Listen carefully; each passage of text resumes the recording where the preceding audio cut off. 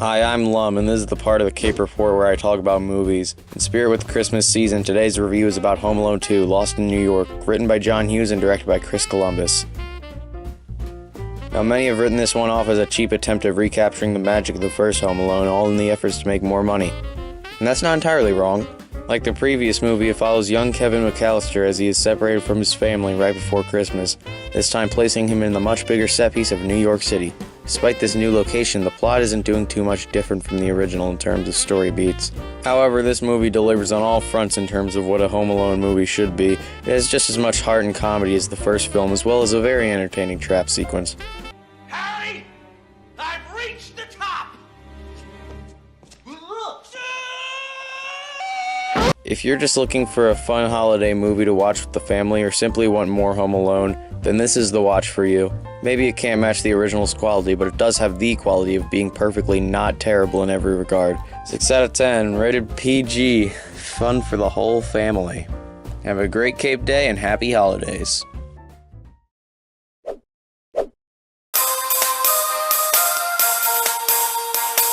Hi, I'm Lum, and today I'm going to recommend you a movie. This time I'm talking about Steven Spielberg's first ever movie, Duel.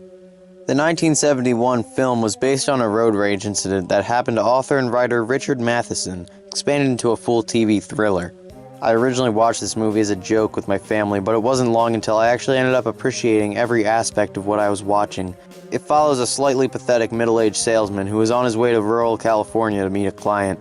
But after overtaking a seemingly normal truck on the road, the salesman soon finds himself being hunted down by that very same truck.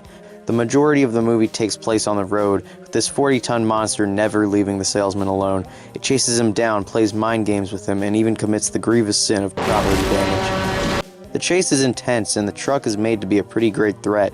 We never see the face of its driver, but I think that is to the movie's benefit. The mystery around who he is makes it so that the truck itself is more of the villain, not the driver, which I think makes it scarier. I'll also quickly mention how good looking this movie is for the time, especially for something only meant to be aired on TV. It's shot quite impressively, and the location they pick complements the script very well. And for another thing, the actor they chose to play the salesman did a very good job. He perfectly exhibits all of the feelings of fear and desperation that anyone would feel if they were in this situation, and he is just genuinely likable here. His actor died though. To sum it all up, I think Duel is a pretty great early 70s car chase thriller with a great script that doesn't overstay its welcome, as well as many big moments to keep you enticed. 8 out of 10, rated TV PG, and have a great Cape Day.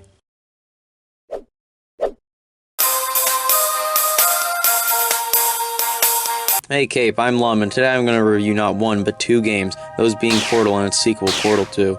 Let's start with Portal 1.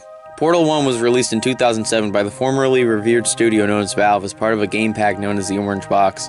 It's a puzzle game that, as the name suggests, has you using portals to solve various puzzles and challenges. The portals themselves are pretty flexible in how they can be used in different situations. The designers do a good job at slowly building on the game's premise to make even more complicated puzzles, introducing new obstacles, and even forcing you to take into account your character's physics and momentum.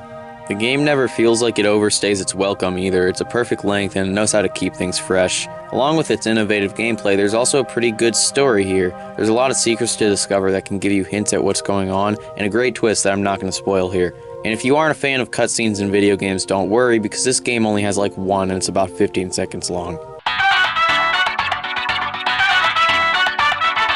Portal 2 was released on April 18th, 2011, and it is better than the first game in every way.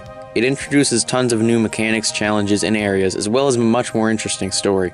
Anything from the first game that you think could have been improved or expanded on, it's been done here. I should also mention that Portal 2 is not just a puzzle game, but a comedy. Fatty, adopted Fatty, Fatty, no parents.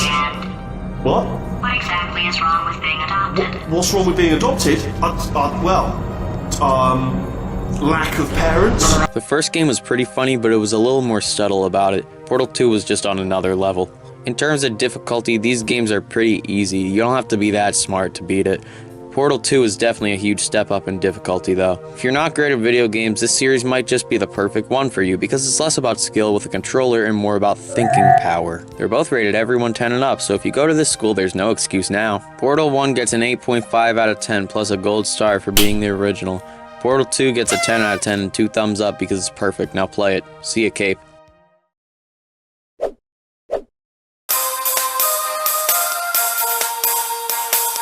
Hey Cape, I'm Lum, and today I'm talking about the Sonic movie. Going in, I expected it to be bad, because I'm gonna be honest, I've heard nothing but trouble coming from this one, but I was pleasantly surprised to see that it was a perfectly fine movie. Not crazy in any regard, but not bad either. I've never been a Sonic fan, but I got a decent amount of enjoyment from this one, especially from Jim Carrey's Dr. Robotnik. Nowadays, when I see an actor like Jim Carrey in a movie, I'm just kinda like, oh great, that guy. Again. But I was surprised. He seemed to be having a lot of fun with the role, and that fun is certainly shared with the audience. Not just that, but he also serves as a pretty threatening villain at the same time, while still being really funny. The titular Sonic is also not bad. He was annoying at times, but I mean, look at him. What do you expect? It's a good movie and all, but I kinda wish it did a little more with the Sonic universe. I don't play the games, but I know there's a lot to pull from. It kinda feels like the writers were embarrassed they were making a movie about the funny little blue guy, so they got scared and threw in all these generic human characters to balance it out. None of them are bad, but besides Best Boy Wade Whipple, I can't say I cared all that much about them. You can't look at James Marsden and tell me you see anything here beyond Ben & Jerry's vanilla ice cream. But overall, I'd say this one's a mighty fine romp, and I would recommend it to anyone who wants a quick laugh. 6 out of 10, rated PG. See ya, Cape.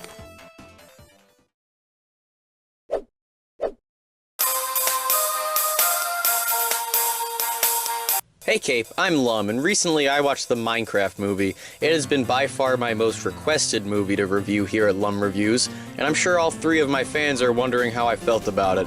Well, how do you put life ruined into a sentence? Yeah, it was bad. Absolutely miserable. First off, the animation is spectacularly bad. All of the human characters look out of place in the CGI world, and the non-human characters just look freakish and fleshy. Everything here just gives off cheap theme park vibes. Anyway, the movie itself is lifeless, and the plot is all over the place. As soon as our characters enter the game world, they just jump from Minecraft here to Minecraft there. Oh, we gotta go to the Nether, so Steve says the Nether. And then, oh look, Steve said Chicken jockey. so we gotta stop it with the Flint and steel. and they go to the mines in the spooky mansion, and the Enderman is important for all of 4 seconds, and brace for impact, we're at the end of the movie. It just feels like a roller coaster tour of random Minecraft things designed to make the audience go, hey, I remember Minecraft, and then we just move on to the next thing. The characters are all so flat and lame, like, they're so lame, man. None of them grow or change, and sometimes they don't even matter. Jason Momoa is the only consistently funny one, but even he doesn't really get to do much other than fight Chicken Jockey. Everything feels forced. It's a very hollow, depressing experience that not only doesn't respect the original game, but doesn't seem to respect movies in general. But I will say, I feel like maybe that isn't the worst thing in the world. Watching a Minecraft movie by yourself makes you feel as dead as the day you died. Watching it with a group of friends, on the other hand, is simply amazing. It's the type of movie that's so bad that if you have a good group, you can have a really good time just laughing at it. And that, at least, is really cool. So with all that said, I bestow upon the Minecraft movie a nothing out of 10. That's right, it deserves nothing. Rated PG, do not recommend to anyone ever. See ya, Cape.